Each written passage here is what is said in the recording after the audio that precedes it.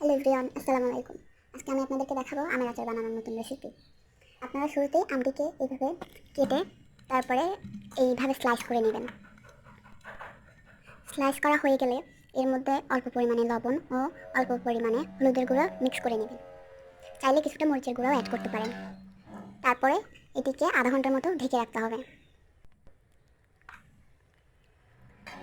তো আপনারা হলুদের গুঁড়া, মরিচের গুঁড়া এবং লবণ অ্যাড করার পর এটিকে আধা ঘন্টা রেস্টে রেখে দেবেন। এগুলো ঝাঁকিয়ে ঝাঁকিয়ে মিশিয়ে নিতে হবে, বা আপনারা হাত দিয়েও মিশিয়ে নিতে পারেন। তারপরে আপনাদের মশলা বানিয়ে নিতে হবে। এই মশলাটা বানানোর জন্য এখানে আপনাদেরকে নিতে হবে জিরা, তারপরে সরিষা আর মরিচ। হুট করে কারেন্টটা চলে গেল, সব কিছু অন্ধকার হয়ে গেল। তারপর মশলাটা রেডি করার পরে আমি এখানে নিব একটি বাড়িতে কালো জিরা ও রসুন। কালো জিরা ও রসুন আমাদের জন্য খুবই উপকারী। আপনারা এখানে চাইলে পাঁচফোড়নও ব্যবহার করতে পারেন কালো জিরার বদলে।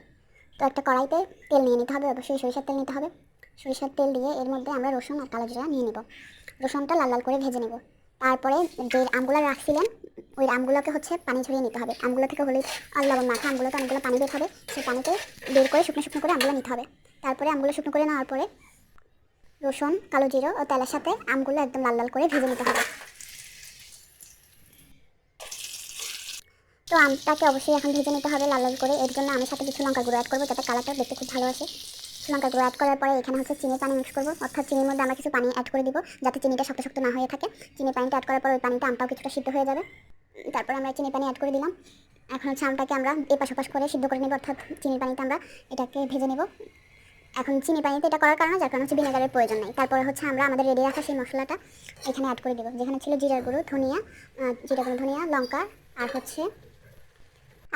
সর্ষে, যেটাকে আমরা ভেজে বেটে নিয়েছিলাম। এখন আমরা এটাকে অ্যাড করে দেবো। অ্যাড করে আমরা শুকনো শুকনো করে জাল করে নিব। ব্যাস, হয়ে গেল আমাদের মজার আচার। এটাকে আমরা সংরক্ষণ